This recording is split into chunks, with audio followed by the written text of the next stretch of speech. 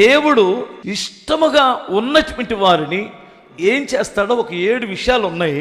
లూకా సువార్త 2:14 ఏముందంటే, వారికి మొట్టమొదటి ప్రతిఫలం, మొట్టమొదటి వారికి వచ్చే ప్రయోజనం ఏమిటంటే, భూమి మీద దేవునికి ఇష్టమైన ప్రజలకు సమాధానం వస్తుంది. ఏమొచ్చింది? ఇది కోట్లు పెడితే కూడా మనకి దొరికేది కాదు. దేవుడిచ్చే సమాధానం ఎంత అద్భుతమైనటువంటిదంటే, ఆ సమాధానముతో మనం ఎక్కడైనా హ్యాపీగా బ్రతికేయగలం. ఇది కోట్లుంటే వచ్చే సమాధానం కాదు, ఎండి బంగారాలుంటే సమాధానం కాదు, ధనధాన్యాల వలన వచ్చే సమాధానం కాదు, నీకున్న పదవి ద్వారా వచ్చే సమాధానం కాదు. దేవుని దయ వలన వచ్చే ఆ సమాధానం ఎంత ఆశీర్వాదకరమైనదంటే, నిండు బండిలాగా తొనకన కొండలాగా ఉంటారు. చూసారా కొంతమంది? హల్లెలూయా! ఎంత శ్రమలు ఉన్నాయా? లేవా? ఉన్నాయి. శ్రమలు ఉన్నాయి, కష్టాలు ఉన్నాయి, ఇరుకులు ఇబ్బందులు ఉన్నాయి. కానీ ఏంటి ఆ ధీమా, ఏంటి ఆ ప్రశాంతత అంటే, ఆ కొండలాగుంటారు కొంతమంది. ఎందుకంటే వారి పక్షాన దేవుడు ఉన్నాడనే ధైర్యం. సమాధానం, దేవుడిచ్చే సమాధానం. ఆ వ్యక్తి నిమ్మక నీరెత్తినట్టు, అంటే అది వేరండి బాబు. మళ్ళీ నిమ్మక నీరెత్తినట్టు ఉంటుంది, వేరు. హల్లెలూయా! కలవరాలు లేనటువంటి ఒక వ్యక్తి అంత ప్రశాంతంగా ఉండగలడు. అది దేవుడిచ్చే సమాధానం. అది నీ హృదయములో కావచ్చు, నీ కుటుంబములో కావచ్చు, నువ్వు ఎక్కడున్నా సరే దేవునితో నీకున్న ఆ అనుబంధాన్ని బట్టి నువ్వు ప్రశాంతంగా ఉంటావు. హల్లెలూయా! ఆ సమాధానం ఉంటుంది. మీకు ఒక చిన్న ఎగ్జాంపుల్ చెబుతాను. శ్రీశైలం తెలుసు కదా? అలాంటి ఘాటీ రోడ్లో తెల్లారగట్ల ఫస్ట్ బస్సు బయలుదేరింది. ఫస్ట్ బస్సుకు జనం పెద్దగా ఉండరు. ఎవరు? ఆ కూరగాయలు అమ్ముకునే వాళ్ళు, లేదంటే ఆ ఊర్లోకి వెళ్ళి ఏమైనా తెచ్చుకునే వాళ్ళు తప్ప పెద్దగా ఉండరు. ఆ ఫస్ట్ బస్సుకి బయలుదేరింది. అలాంటి ఘాటీ రోడ్లో ఫస్ట్ బస్సు బయలుదేరితే 2-3 ఎక్కారు ఆ బస్సులో. పెద్దగా ఏమి ఎక్కల. తెల్లారగట్ల 4 గంటలకే బయలుదేరింది ఆ బస్సు. అది చాలా స్పీడ్గా దించేస్తున్నాడు. ఎందుకంటే తెల్లారగట్ల ఎవరు ఉండరు కదా. ఇలా సర్ సర్ సర్ అని కొస్తున్నాడు వాడు. కోసేటప్పుడు ఒక పిల్ల, 7-8 సంవత్సరాలు ఉన్న పిల్ల అంత స్పీడ్లో కూడా ఈ యొక్క ఈ సీట్లో నుండి ఆ సీట్లోకి దూకింది, ఆ సీట్లో నుంచి ఈ సీట్లోకి దూకుతూ అటు ఇటు తిరుగుతుంది. ఒక ముసలమ్మ, 60 ఏళ్ల ముసలమ్మ, ఏదో అమ్ముకోవడానికి బుట్ట లోపల పెట్టుకొని వెళ్తుంది. ఆమె కూడా ప్రయాణం చేస్తూ ఈ పిల్లలు అటు ఇటు తిరుగుతుంటే ఆ మాత్రం పళ్ళు బిగించుకొని, ఓ దేవుడు, ఓ నాయన, వీడి మిడి వేళ తోలకం వీడిందయ్యో నాయనో, ఓ నాయన, ఓ దేవుడు, ఓ అమ్మో అని అనుకుంటూ కూర్చుంది. ఈ పిల్ల అటు ఇటు తిరుగుతుంటే ఆమెకు చాలా అనీజీగా ఉంది. ఎందుకంటే ఆ ఉద్దేశం ఏంటి? అందరు పళ్ళు బిగించుకొని ఇలా కూర్చుంటే బస్సు ఆగిద్దని, అంతే కదా. అలా భయం. అప్పుడు కొంతమంది నవ్వుతున్నప్పుడు, సరదాగా అటు ఇటు తిరుగుతున్నప్పుడు మనకు కూడా కోపం వచ్చింది కదా. ఏయ్ కదలకూడదు కూర్చో అన్నట్టు ఆమె అలా భయపడుతూ, హే పిల్ల, బస్సు లోయలో పడేటట్టున్నాడే ఈ పనికి మాలినోడు, ఈ డ్రైవర్ ఎక్కడ దొరికాడో, ఇంత స్పీడ్గా దోల్చున్నాడు, కూర్చొని సావే అనిందట. అనగానే ఆ పిల్ల మామూలు పిల్ల కాదు, ముదురు పిల్ల. అది దగ్గరికి వచ్చి, నీకు భయమా అనింది. అందుకని మరి భయపడరు. లోయలో పడితే తీసేమో అడుగుంటున్నాడు, నాశనం అయిపోతాం, ముక్కలు అయిపోయింది బండి అనిందట. అవును, ఏంటే నీకు భయం లేదా? నా భయం లేదు అనిందట. ఎందుకని భయం లేదేంటి? ఆయన మా డాడీ అన్న. ఆ బండి తోలైన ఎవరో? మా డాడీయే. నేనున్నాననే సంగతి మా డాడీకి తెలుసు. ఆయన మా డాడీ, నా తండ్రి కాబట్టి ఆయన హ్యాపీగా నడుపుతాడు. నాకు హాని కలగటం ఆయనకి ఎలా ఇష్టం ఉంటుంది? తన ప్రాణముని ఎంతగా ప్రేమించుకుంటాడో నా ప్రాణాన్ని అంతకంటే ఎక్కువగా ప్రేమిస్తాడు. చూడండి, మన పిల్లల్ని మనం ఎక్కువ ప్రేమించుకుంటామా, మన పిల్లల్ని ఎక్కువ ప్రేమిస్తామా? చచ్చిపోవాల్సి వస్తే, ఇప్పటికిప్పుడు చచ్చిపోవాల్సి వస్తే నువ్వు చచ్చిపోతావా, నీ కొడుకుని చచ్చిపోమంటావా? చూసారా? చచ్చిపోతే నేను చచ్చిపోతానులే బాబు, ఏముందయ్యా నా పని, కొన్నాళ్ళు ఇక్కడ ఉన్నాను కదా, నా కొడుకు బ్రతికితే చాలు, నా కూతురు బ్రతికితే చాలు అనుకుంటాం. ఇది అరే ఒకసారి యవనస్తులారా వినండి, ఇది తల్లిదండ్రుల ప్రేమ. చాలామంది తల్లులు కళ్ళల్లో నీళ్ళు తిరిగిపోయినాయి ఇప్పటికే. హల్లెలూయా. చచ్చిపోతే నేనే ముందు చావాల్సి వస్తే నేనే ముందు చస్తాను, కానీ నా కొడుకు చావకూడదు, నా కూతురు చావకూడదు అనేదే తల్లిదండ్రుల యొక్క ప్రేమ. ఇప్పుడు నువ్వు ప్రేమించిన వాడి ప్రేమ ఏమిటి? ప్రేమిస్తే ప్రాణమిస్తా, ప్రేమిస్తే ప్రాణమిస్తా, కాదంటి తీస్తా.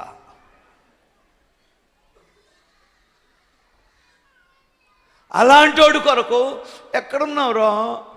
నేను ఈ ఊళ్ళో మా అమ్మ దగ్గర ఉండలేకపోతున్నాను రా, నన్ను తీసుకెళ్ళిపోరా, ఇంకా 3 నెలలాగు, నువ్వు ఇంకా మేజర్ అవ్వలేదు. సైతాన్ వీళ్ళు ఒక పెద్ద ఇది, వీళ్ళకి అండదండలో ఈ దరిద్ర ఫ్రెండ్స్. ఏ మామ తీసురా మామ, మేము ఉన్నాం కదా, కట్టిస్తాం తాళి కట్టిన తర్వాత ఎవడు పెట్టాలరా?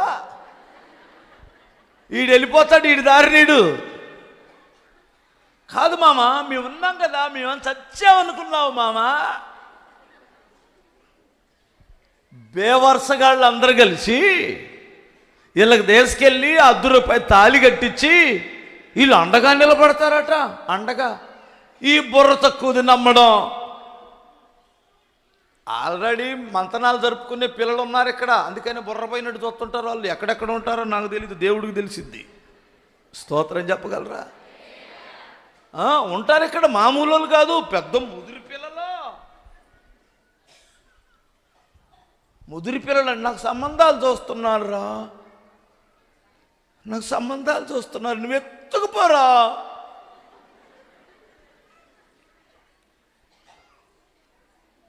అసలు నువ్వు పుట్టినప్పుడే ఆడపిల్ల పుట్టింది, దీని పనికిరాదు, దీన్ని చంపమన్నారు. నువ్వు 2వ దానివో 3వ దానివో ఏమనుకోమాక, ఇలాగే మాట్లాడుతాను నేను. అయినా నా బిడ్డ, నా కడుపున పుట్టిన బిడ్డ, మగపిల్లవాడైనా ఆడపిల్లైనా ఒకటే నాకు అనుకొని పెంచుకున్నారు, అల్లారి ముద్దుగా గుండెల మీద ఆడించుకొని. ఇప్పుడు ఆడెవడో పనికి మాలిన మధ్యలో పరిచయం అయ్యాడని తల్లిదండ్రులు గుండెల మీద తన్నడం నీకు ఎంత ఉసురు తలిగిద్దో తెలుసా?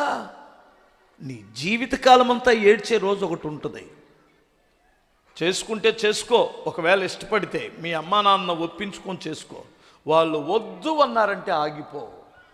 వాళ్ళు వద్దు అన్నారంటే దాని అర్థం ఏదో ఉంది అని అర్థం. ఈ రోజుల్లో వద్దు అన్నారంటే ఇంకా జాగ్రత్తగా ఆలోచించాలి. ఈ రోజుల్లో సహజంగా కులాలను పట్టించుకోవట్లేదు పెద్దగా, అర్థమవుతుందండి. పూర్తిగా 100% అని నేను చెప్పను, కానీ ఇంచుమించుగా పట్టించుకొని ఈ కాలంలో వారు వద్దు అన్నారంటే దాని అర్థం ఏమిటో తెలుసా? వాళ్ళ బ్యాక్గ్రౌండ్ బాగలేదు. అది నీ తల్లిదండ్రులకు తెలిసిద్ది, నీకెందుకు తెలిసిద్ది?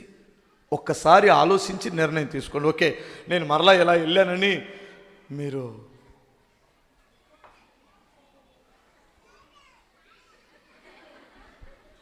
వాక్యం చెబుతా ఇలా.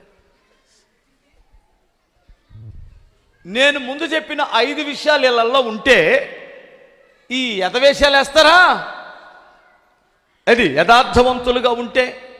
ఇంకోటి ఏదో చెప్పాను నేను, అమ్మా నీతి న్యాయమును అనుసరిస్తే. ఇంకోటి ఏంది? విశ్వాసము భక్తి కలిగి ఉంటే. ఇలాంటి పిచ్చి పనులు చేస్తారా? అలా చేయనటువంటి వారిని దేవుడు వారికి ఇచ్చే ప్రతిఫలం ఏమిటి? హృదయములో, కుటుంబములో, జీవితములో సమాధానం ఇస్తాడట. సమాధానానికి మించిన ఆస్తి లేదండి. ఎంత బాగుంటుందో, ఎంత అద్భుతమైనటువంటిదో. చక్కగా డాడీ మమ్మీ అని పిల్లలు పిలుస్తుంటే భార్య భర్తలు ఇద్దరు కలిసి భోజనం చేస్తే అది ఎంత ఆస్తి, ఎన్ని కోట్ల రూపాయల ఆస్తి అండి, అది ఎంత అద్భుతమైన ఆస్తి అండి. కొంతమంది సమాధానం ఎంతవరకు అంటే హోటల్కి తీసుకెళ్ళినప్పుడే సమాధానం, హోటల్కి తీసుకెళ్ళకపోతే సమాధానం లేదు, గిమాధానం లేదు. అవును కదండి, హల్లెలూయా. ఎంత చక్కగా ఉంటారో కొంతమంది భార్య భర్తలు, ఎంత అన్యోన్యత కలిగి ఉంటారో, ఎంత ప్రశాంతంగా ఉంటుందో. ఆ సమాధానం మీకు కలుగునుగాక. ఆ సమాధానకర్త అయిన దేవుడు వచ్చినప్పుడే యుద్ధాలు ఆగితే సమాధానం వస్తుంది, యుద్ధాలు ఆగితే సమాధానం వస్తుంది. సొలొమోను ఏలిన 40 సంవత్సరాలు సొలొమోన్ షాలేము రాజు, శాంతికి నిదర్శనముగా ఉన్న సొలొమోన్ రాజు ఏలిన 40 సంవత్సరాలు ఆ దేశానికి యుద్ధాలే లేవట. యేసు ప్రభు 33.5 సంవత్సరాలు ఈ భూమి మీద బ్రతికితే ప్రపంచంలో ఆయన బ్రతికిన 33.5 సంవత్సరాలు ఎక్కడ యుద్ధమే జరగలేదట. చరిత్ర చెబుతుంది ఆయన భూమి మీద ఉన్నంత కాలం భూమి మీద ఎక్కడ యుద్ధాలు జరిగిన దాఖలాలు లేవట. ప్రియులారా, మీరు గమనించండి, యేసుక్రీస్తుకు నువ్వు చోటిస్తే నీ హృదయంలో ఆయన నీ ఇంటికి ఏమిస్తాడు? భూమి మీద సమాధానం. ఓకే, హల్లెలూయా చెప్పగలరా? 2 కీర్తనలు 18వ కీర్తన 19వ వాక్యం, 18, 19.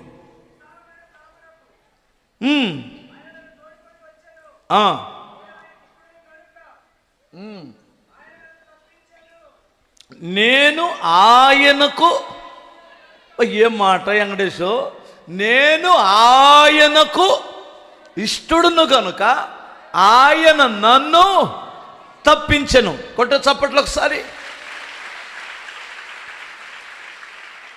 నేను ఎవరికి ఇష్టడుగా ఉండాలనుకుంటున్నావు? నువ్వు ఎవరికి ఇష్టడుగా ఉండాలనుకుంటున్నావు? ఎవరికి ఇష్టరాలుగా ఉండాలనుకుంటున్నావు? నేను ఆయనకి ఇష్టరాలను కనుక ఆయన నన్ను తప్పించెను. ఎక్కడ నుండి? అపాయము నుండి తప్పిస్తాడు, ప్రమాదము నుండి దేవుడు తప్పిస్తాడు, ఆపద నుండి దేవుడు తప్పిస్తాడు, ప్రమాదకరమైన పరిస్థితుల నుండి దేవుడు నేను తప్పిస్తాడు. ఎందుకు? నువ్వు దేవుని సన్నిధిలో యథార్థవంతుడిగా బ్రతుకుతున్నావు, భక్తి కలిగి జీవిస్తున్నావు, నీవు విశ్వాసంతో బ్రతుకుతున్నావు, దేవునికి దాసుడివై బ్రతుకుతున్నావు, ఆయనకి ఇష్టమైన కార్యాలు పరిచర్యను నువ్వు చేస్తున్నావు.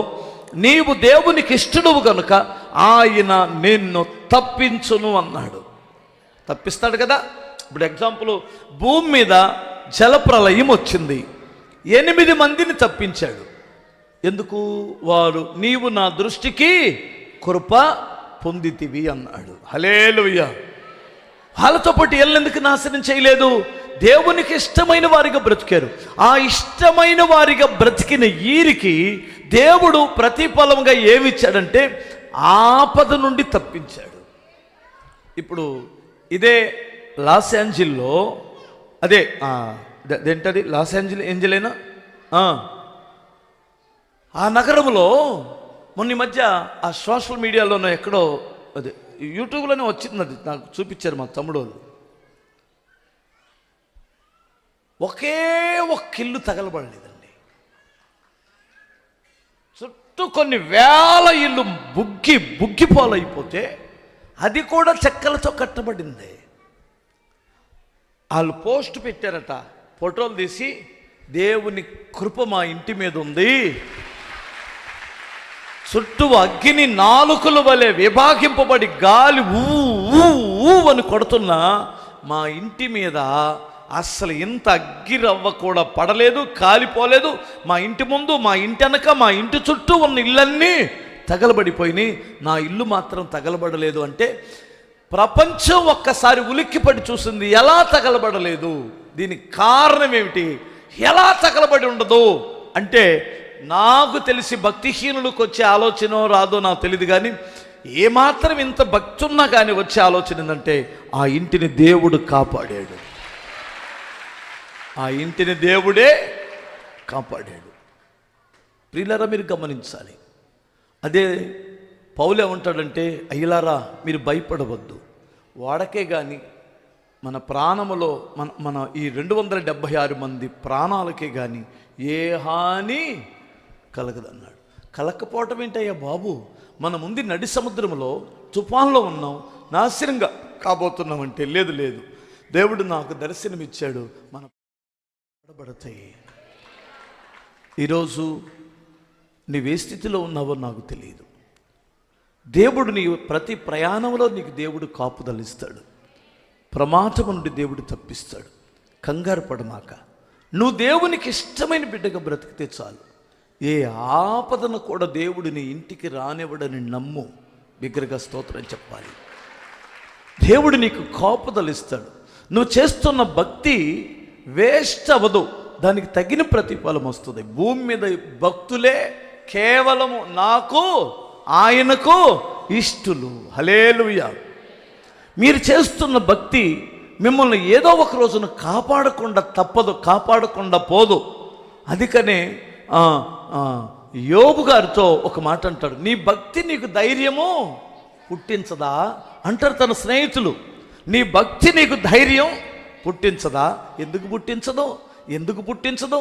మన భక్తి మనకు ధైర్యం పుట్టించకపోతే మన ధైర్యం ఇంకేంటి? మన ఆస్తిపాస్తులా, మన ఇంట్లో ఉన్న డబ్బా, బ్యాంకు బ్యాలెన్సా, ఏముందని మనం ధైర్యంగా బ్రతుకుతున్నాం? దేవుడు ఉన్నాడు, ఆయన ఏ ఆపదలోనైనా ఆదుకునే దేవుడు. చూడండి, తన పిల్లలు నడి సముద్రములో ఉంటే ఆ నడి సముద్రములో వారి కొరకు నడిచొచ్చాడట. నడి సముద్రములో వారు మునిగిపోతారేమో అని నడిచొచ్చాడు కంగారు పడి ఆ మహానుభావుడు. నీ దేవుడు నిన్ను ఇష్టపడుతున్నాడు. మనుషుల ఇష్టం నీకు దొరకకపోవచ్చు, మనుషులు అసహించుకోవడం, మనుషుల చూపుల్లో ఉన్న ఆ యొక్క తిరస్కారం నువ్వు చూసి గుండెలు బాదుకొని ఏడ్చిన దినాలు ఉండొచ్చు. కొంతమంది చూస్తేనే మన గుండెలు పగిలిపోతాయి.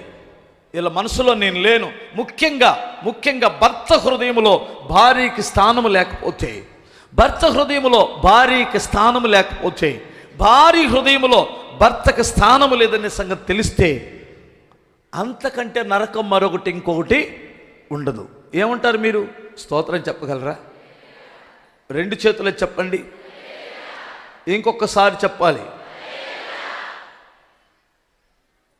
సిగ్గు లేకుండా బ్రతకలేం కదండి. భర్త చచ్చిపోయాడు, తల్లి ఉంది, కొడుకుల దగ్గర ఉండాలి. ఆ కోడల్లో కొడుకులు ఒక రకంగా ఇష్టం లేనట్టు చూస్తే ఉండబుద్ధి అయిద్దా? కానీ వెళ్ళలేదు, ఉండలేదు. ఎలా బ్రతకాలి? కన్నబిడ్డలు కొడుకుల మీద అయితే భర్త మీద కొన్న ప్రేమ కంటే ఇంకొంచెం అధికంగానే ఉంటుంది కొడుకుల మీద తల్లికి, ఒక వయసు వచ్చిన తర్వాత. అవునా కాదా? పెద్దవాళ్ళు ఎవరు ఉంటే చెప్పండి, స్తోత్రం చెప్పాలి. భర్త మీద ఉన్న ప్రేమ కంటే కూడా కొడుకు మీదకే, మరి ముఖ్యంగా త్రాగుబోతు భర్త అయితే పెద్ద కొడుకు మీదకి వెంటనే తల్లి ప్రేమ వెళ్ళిపోయింది. ఇంకెందుకంటే ఇంకా నా కొడుకుంటే చాలు సియోను కొండలాగా ఉన్నాడు అనిపించింది. అంత ఆదరణ వచ్చేసింది.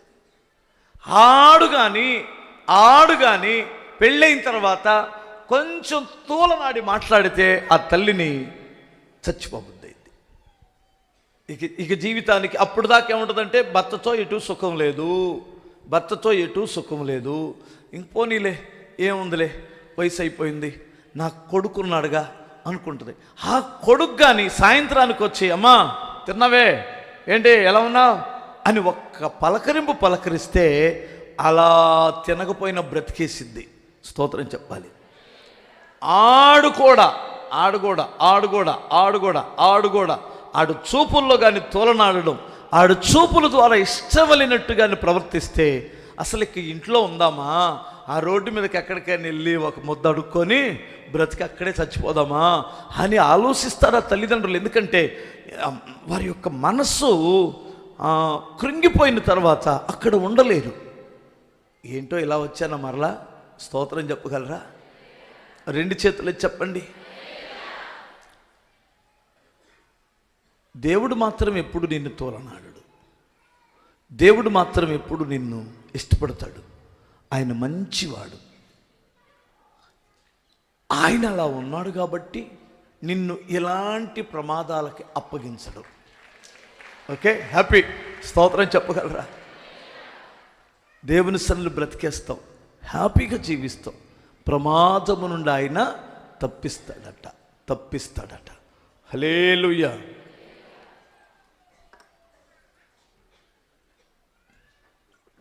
ఇంకొక మాట చూడండి, మార్క్స్ వార్త 1వ అధ్యాయం 41వ వాక్యం.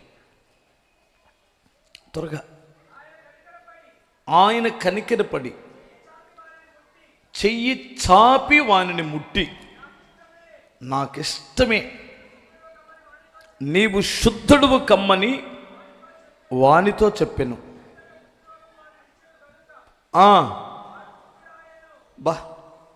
ఇక్కడ జరిగిన సంభాషణ ఏమిటంటే వినండి.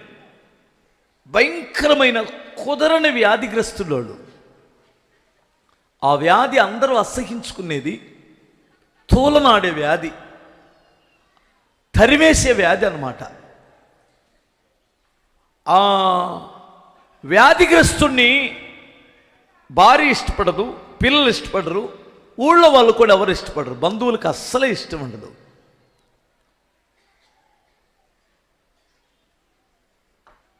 వెళ్ళాలి. బిగ్గరగా స్తోత్రం చెప్పగలరా? హల్లెలూయా. 2 చేతులు చెప్పండి. అందుకని ప్రభువుని అడిగాడు, తండ్రి, నేను కుష్ఠవ్యాధితో ఉన్నాను, నన్ను శుద్ధునిగా చేయడం అసలు మీకు ఇష్టమేనా అని అన్నాడు. ఎందుకంటే ఎవడిష్టం వాడు కుష్ఠవ్యాధుడు ఎవడిష్టపడతాడు? పేదోడు ఎవరికి ఇష్టం అండి? డబ్బు లేనివాడు ఎవడికిష్టం? అందరు డబ్బులు ఉన్న వాళ్ళే కదా ఇష్టపడతారు.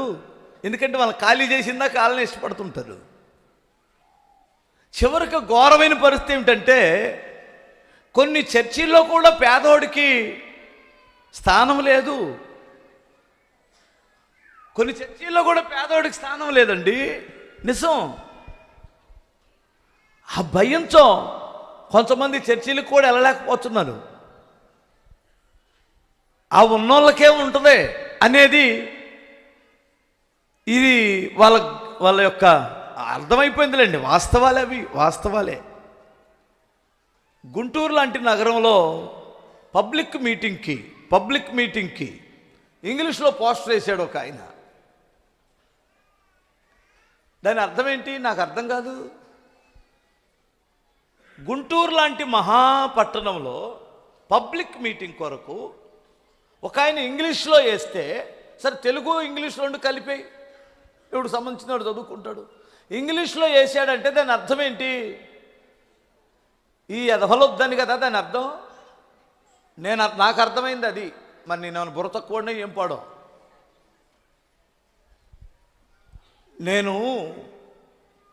ఇప్పటికీ నేను అడిగేది ఏమిటంటే, నేను తినే అంత ముద్దకి నాకు కోట్లు అవసరం లేదు.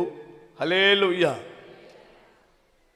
ఎక్కడెక్కడ ప్లంబర్ మేస్త్రులు ఉన్నారో, ఎక్కడెక్కడ బేల్దారి మేస్త్రులు ఉన్నారో, ఎక్కడెక్కడ ఇళ్లల్లో పనిచేసే వాళ్ళు ఉన్నారో, ఎక్కడెక్కడ డ్రైవర్లు ఉన్నారో, ఎక్కడెక్కడ ఆటోలు వేసే వాళ్ళు ఉన్నారో, ఎక్కడెక్కడ కూలి పని చేసుకొని, లేదంటే షాపుల్లో పని చేసుకొని, చిన్న ఉద్యోగాలు చేసుకొని ఎక్కడెక్కడ ఉన్నారో, మధ్యతరగతి మొదలుకొని చిన్న లాస్ట్ వరకు ఉన్నటువంటి వారిని నాకు ఈ ప్రభు అని అడుగుతున్నాను కూడా. నిజం, ఇది నమ్మండి. ఒకవేళ ఇక్కడ ఎవరైనా కోటీశ్వరులు ఎవరైనా ఉండి నొచ్చుకుంటే, యేసు రక్తమే జయం. నీకు అది నచ్చకపోతే నేను ఒకటే చెబుతాను, ఈ దేశం ఏ పాటిది? ఇక్కడ ఉండేదే పేద బిడ్డలు. ఈ దేశంలో ఎక్కువ శాతం ఉండేది మధ్యతరగతి కుటుంబీకులు. వాళ్ళకే స్థానం లేదు అంటే ఇంకా వేస్ట్ అని అనిపిస్తుంది నాకు.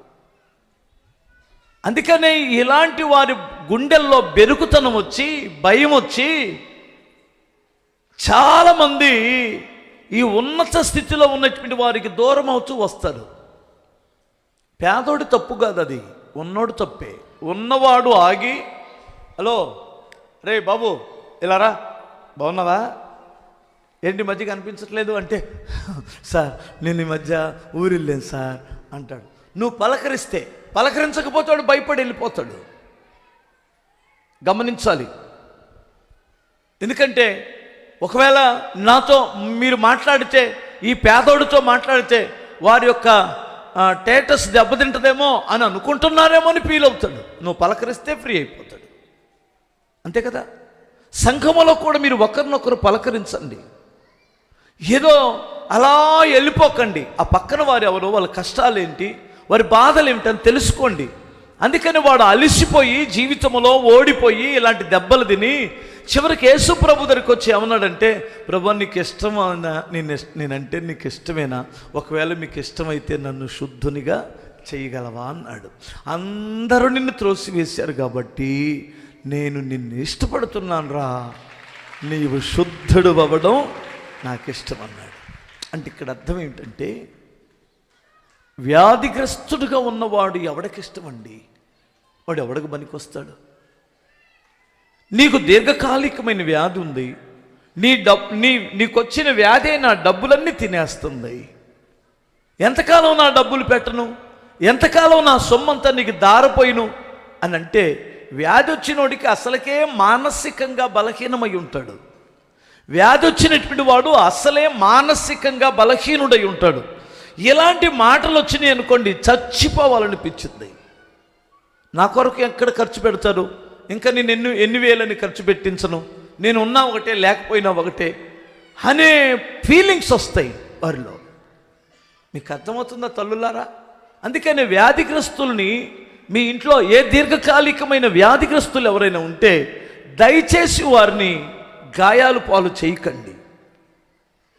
ఇటు చూడగానే ఆ తమ్ముడు కనపడ్డాడు నాకు, ప్రసాద్. వాళ్ళ అక్కగారు బ్రతకడానికి కారణం ఏమిటంటేనండి, ఆమె పూర్తిగా అంటే ఇంకొక గంటలో 2 గంటలో చచ్చిపోయిద్దనే పరిస్థితి ఉంది. తమ్ముడు మరదలండి, అదిగో ఆడు కూర్చున్న అమ్మాయి. వీళ్ళిద్దరు చేసిన త్యాగం ఆమెకి ఒకానొక టైంలో మంచంలో స్మెల్ వచ్చేంతగా అయిపోయింది. అవును కదా, పూర్తిగా నోట్లో అంతా పుండ్లు వచ్చేసి ఒక రకంగా అయిపోయింది ఆమె. కాస్త కూస్త ఆమె వికలాంగురాలు. ఎవరు చూస్తారు? భర్త లేడు, ఒక కొడుకు చిన్నవాడు. మరదలు చూసిద్దా? ఆశ్చర్యం కదా. నేను అనుకున్నాను ఆమె చచ్చిపోయిద్దేమో, ఇంకా రోజులు లెక్క పెట్టుకోవాలి అనుకున్నాను. నేను అనుకున్నాను ఆమె చచ్చిపోతే ఆ కొడుకుని, ఈ ప్రసాద్ను చూసుకో జాగ్రత్తగా అని చెప్దాం అనుకున్నా. ఆశ్చర్యం ఏంటి తెలుసా, వాళ్ళు దాదాపు 2-3 సంవత్సరాలు కష్టపడి బ్రతికించుకున్నారు. మరలా ఆమె ఉద్యోగంలో జాయిన్ అయిపోయింది. ఆమె గవర్నమెంట్ జాబ్ అండి, మంచి ఆఫీసర్ పోస్ట్లోనే ఉంది ఆమె. ఇప్పుడు బాగా ప్రసాద్ లావైనట్టుంది, లావైంది కదా బాగా, స్తోత్రం చెప్పగలరా? ఇప్పుడు ఆమె వస్తే బాగా కుంటుకుంటే ఇలా వచ్చిందండి, ఇలా వచ్చింది. నేను ఆమె చూడగానే నాకు అది గుర్తొచ్చింది. నేను ఒకటే, ఫస్ట్ ఏం బ్రతకడానికి దేవుడైతే, 2 వాళ్ళ మరదలు తమ్ముడే. మరదలు కానీ గొడవ పెట్టుకుందనుకో, తమ్ముడు ఏం చేస్తాడు? మరి నన్ను ఏం చేయమంటావు అక్క అంటాడు, అంతే కదా. అసలు కీ ఎక్కడుంది? మరదల దగ్గర ఉంది. దేవుడు నేను దీవించును గాక. అట్లాగే ఉండే సాక్ష్యం చెప్పాను, బిగ్గరగా స్తోత్రం చెప్పగలరా? హల్లెలూయా. ఇంకొకసారి చెప్పగలరా? ప్రేమ అండి అది. ఆ ప్రేమ ఆమెను బ్రతికించేసింది, ఆ ప్రేమ ఆమెను బ్రతికించేసింది. దేవుని మనస్సుంటే వ్యాధిగ్రస్తుల మీద మీరు ప్రేమ చూపిస్తారు. నా దేవుడు అదే అంటున్నాడు, నీవు బాగుపడడం, నువ్వు స్వస్థతను అందడం నాకు ఇష్టం. ఎందుకు? ఇన్ని కష్టాలలో, ఇన్ని బాధలలో, ఇంత వ్యాధిగ్రస్తుడుగా ఉండి, ఇంత వ్యాధితో నా సన్నిధికి నువ్వు వస్తున్నావు, నా భక్తుడుగా ఉన్నావు, అది నాకు ఇష్టం, నేను స్వస్థత పరుస్తాను అంటాడు. కొంతమందికి కాస్త బలహీనమైతే చాలమ్మా, నా తల్లి ప్రార్థనలకు ఎక్కొడతారు. ఇంకా ఏందమ్మా, మొన్న ఈ మధ్య వీళ్ళని ఒకసారి తిట్టాలనిపించింది నాకు. ఏంటమ్మా ప్రార్థనకి వెళ్ళమంటే, కొంచెం నడుము నొప్పిగా ఉందన్నా. నాకు ఆశ్చర్యం, కొంచెం నడుము నొప్పిగా ఉంటే ప్రార్థన మానేస్తావా అయ్య బాబా చంపేయాలనిపించింది ఒక్కొక్కరిని.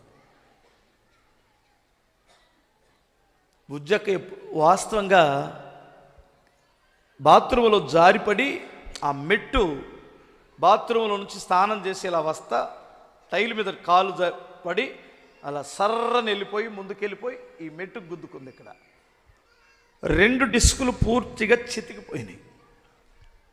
ఏంటి ఏం లేవట్లేదని నేను ఏందని పడిందని లేపితే ఇంకా లేదు, లేవటం లేదు. ఆ టైంలో వెంటనే హాస్పిటల్ తీసుకెళ్తే చేశారు ఆపరేషన్. ఎప్పుడది 2011. అంటే ఇప్పుడు దాదాపు 12-13 సంవత్సరాలు అయింది. అర్థమవుతుందా? జాగ్రత్తగా ఉండాలన్నారు. ఏం జాగ్రత్త అంటారు? మా జాగ్రత్త స్తోత్రం చెప్పాలి. ఒక్కసారి ఆలోచించండి,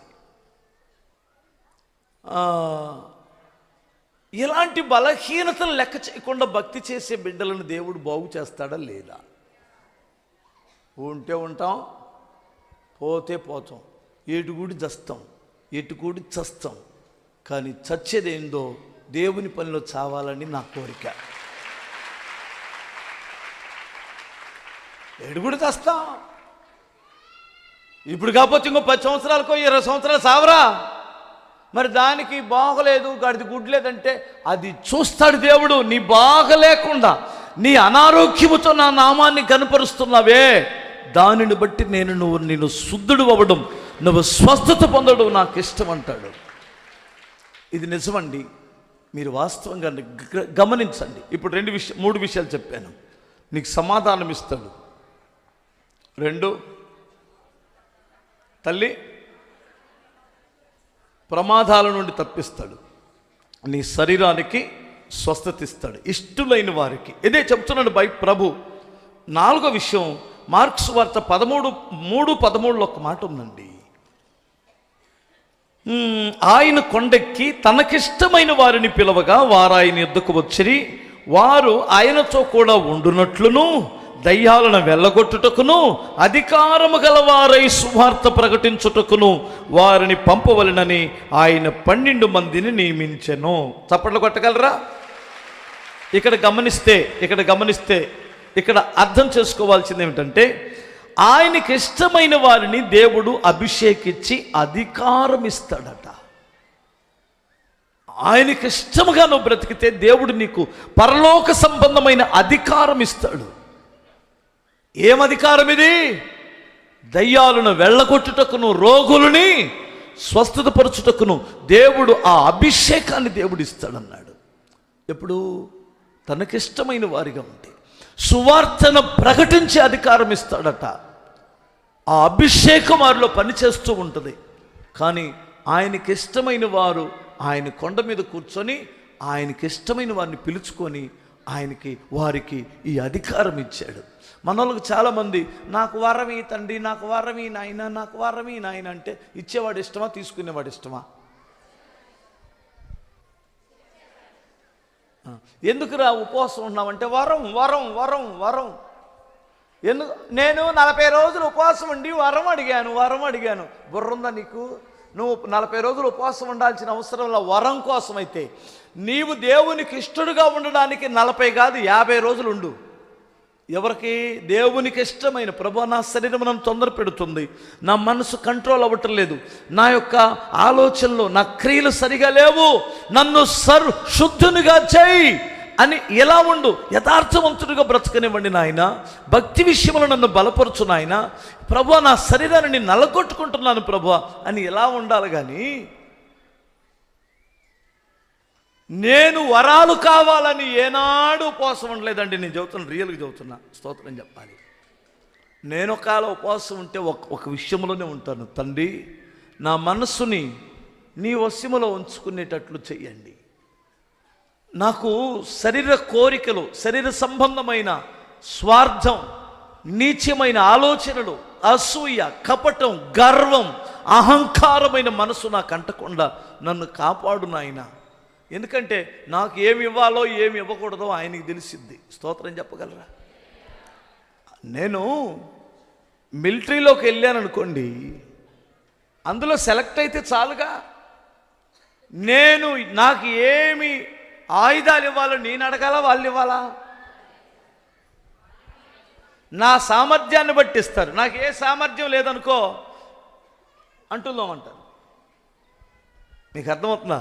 తిన్న కంచాలు గడగరా అంటున్నాం, వాళ్ళు యుద్ధం చేస్తారు అంటాడు. అంతే కదా, చేస్తారు. నా సామర్థ్యాన్ని గమనిస్తారు. ఒకవేళ మెడికల్ ఫీల్డ్లో నుంచి ఎవడైనా వెళ్ళాడు అనుకోండి, ఎవరికైనా దెబ్బలు తగిలితే గాయాలు కట్టి కట్లు కట్టరు అంటారు. ఒకవేళ ఏమైనా ఒక బలవంతుడు, ఒక సామర్థ్యం కలిగిన వాడు ఉంటే తనకు గన్నిస్తారు, లేదంటే ఇంకా ఈ వెపన్స్ ఏమి ఉంటాయి పెద్ద పెద్ద పేల్చేయి అవి ఇస్తారు. దాన్ని వాళ్ళు వాడుకోండి సామర్థ్యాన్ని బట్టి ఆయుధాలు ఇస్తారు. అంతేగాని ఆయుధాలు నేను ఫలానది ఇవ్వండి, నేను పిరంగులు కాలుస్తానంటే ఆ సామర్థ్యం ఉండాలి కదా. ఇప్పుడు నాబోటోడికి AK-47 గన్ను ఇచ్చారు, ఏం చేసుకుంటాను చెప్పరంట, మా ఎదురు కాల్చుకుంటాను అవసరమైతే. అది కాల్చుకోవడం అది పేల్చడం చేత కాకపోతే మనకే వచ్చి తగిలిద్దేమో, దెబ్బకే చచ్చిపోతాం అనవసరంగా. స్తోత్రం చెప్పగలరా? అందుకని కొన్ని వరాలు మనం అడగాల్సిన అవసరం లేదు. దేవుడు తనకి ఇష్టమైన వారికి వారి సామర్థ్యాన్ని బట్టి ఇస్తాడు. నీకు ఏమి ఇవ్వాలో దేవుడికి తెలుసు, నాకు తెలీదా? హల్లెలూయా చెప్పగలరా? ఇప్పుడు నేను ఈ పిల్లలు ఉన్నారనుకోండి, ఎవరికి ఏమి ఇవ్వాలో నాకు తెలీదా? ఇప్పుడు వెంకటేష్కి ఆయిల్ కొట్టించమని డబ్బులు ఇస్తాను. ఆడెవడు రమేష్, ఆడు ఫీల్ అవుతుంటాడు, నేను కదా ఇది తెస్తుంది నాకు ఎందుకు ఇవ్వకూడదని. డబ్బులు తీసుకుంటాడని కాదు, వాడు తీసుకుంటాడని, లేదంటే వీడు మిగిలిస్తాడని కాదు. వీళ్ళు ఉన్న పర్ఫెక్ట్ ఏమిటంటే ముందు దాంట్లో ఆయిల్ ఎంత ఉందో చూసుకుంటాడు, రూపాయి బిళ్ళతో సహా ఇస్తాడు జాగ్రత్తగా. ఆయిల్ మిగిలితే వాడికంటే వాడిది 4 లీటర్లు ఉంటే ఈ 4.5 లీటర్ పీల్చి ఇస్తాడు. దేవునికి నష్టం రానివ్వడని. అలాగే ఉన్నావా? మారావా? అప్పుడెప్పుడో చిన్న చర్చి కాబట్టి అలా ఉన్నాను, పెద్ద చర్చి అయిన తర్వాత మనకేం బాధన్నా, ఇచ్చి పడేద్దాం. ఒకడు అలా కూడా ఉంటాడు. అప్పుడేదో చిన్న చర్చి కాబట్టి నమ్మకం ఉన్నాం కాబట్టి, ఇప్పుడు మ్యాచెస్ అన్న కింద పెద్ద చర్చి అయింది కనుక బోల్డన్ వస్తుంది, వేద్దాం, తీసుకో, 10 రూపాయలు కాకపోతే 20 రూపాయలు తీసుకో. ఒరే, అప్పుడు 1000 రూపాయలు ఖర్చు అయితే ఇప్పుడు 1,00,000 రూపాయలు ఖర్చు అవుతుందిరా.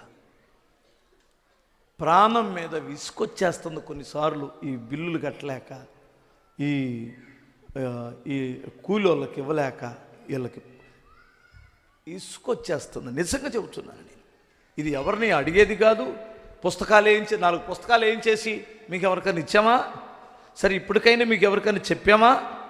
ఒకసారి మీరు డబ్బులు ఇవ్వాలి, అది ఎంత ఇవ్వాలి, ఎవరైనా స్పాన్సర్ చేయండి, దేవుడు మిమ్మల్ని దీవిస్తాడు అని ఇలా ఏమని చెప్పానా? మౌనంగా దేవునితోనే చెప్పుకుంటున్నాం. దేవుడు ఎవరినైనా ప్రేరేపిస్తే వస్తాయి, దాన్ని నేను ఇచ్చేస్తాను, నిదానంగా జరిగిపోయింది పని. బిగ్గరగా స్తోత్రం చెప్పాలి. అంతేగాని మనుషుల మీద మొయ్యలేని భారం పెట్టకూడదు అనేది నా ఉద్దేశం అన్నమాట.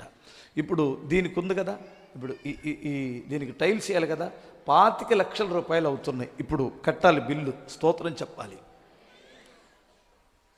నేనేం చంకటం లేదు, భయపడట్లేదు. ఎందుకు భయపడట్లేదంటే, నేను ఒకప్పుడు ఎప్పుడో టెన్షన్ పడి చావాల్సినోడిని. ఇప్పుడు ఎందుకు నిదానంగా చేస్తాం. నీకు డబ్బులు ఉన్నప్పుడు వచ్చేయి బాబు, మేము డబ్బులు ఇచ్చినప్పుడు వేసుకో. కథ ఇసుకలో హ్యాపీగానే ఉన్నారుగా మీరు. ఏంటంటే మీకు నష్టం ఏంటి నాకు అర్థం కాదు. ఏమన్నా నష్టమా ఇసుకలో కూర్చోటం? బీచ్లో కూర్చున్నారు హ్యాపీగా. స్తోత్రం చెప్పగలరు ఒకసారి? హల్లెలూయా. బీచ్లో ఉన్నట్లేదు అమ్మ. ఆ రోడ్డు మీద కూర్చున్న వాళ్ళకి బాబా కొంచెం కష్టంగా ఉంది కదా, ఇసుకే ఉంచుదామా మరి? ఇసుక ఉంచితే బాగానే ఉంటుంది, కానీ మీకు ఆదివారం 7 రోజుల్లో చూడడానికి అసలు బాగల.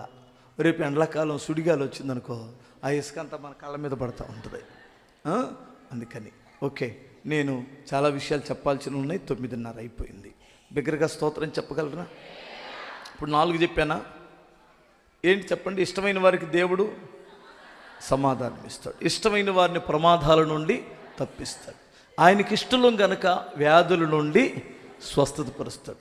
ఆయనకి ఇష్టలుగా ఉన్నాం కనుక దేవుడు మనకు అభిషేకమును అధికారమును దేవుడిస్తాడు. ఓకే, మిగతా ఏమన్నట్టు తర్వాత చూసుకుందాం, ప్రార్థన చేసుకుందాం. సరే, ఈ 2 మాటలు ఊరికే వినండి, హెడ్లైన్ చెప్తాను మీకు. హల్లెలూయా.